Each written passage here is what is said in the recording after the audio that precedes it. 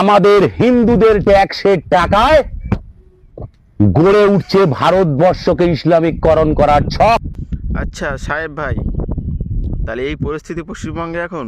তোর ওই জুতোটা আমি সেই 1947 সাল থেকে দেখে আসি, সেখান থেকেও পাল্টাস না। भाई साहब कुछ ज्यादा नहीं हो गया ये? मतलब कुछ भी না, আর তোদের ট্যাক্সের টাকায় আমরা ইসলামিক কান্ট্রি বানাবো?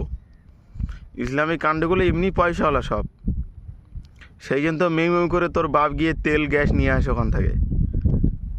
আর ভারতবর্ষে কোনো বিদেশি মেহমান আসলে তাদের কি দেখাস?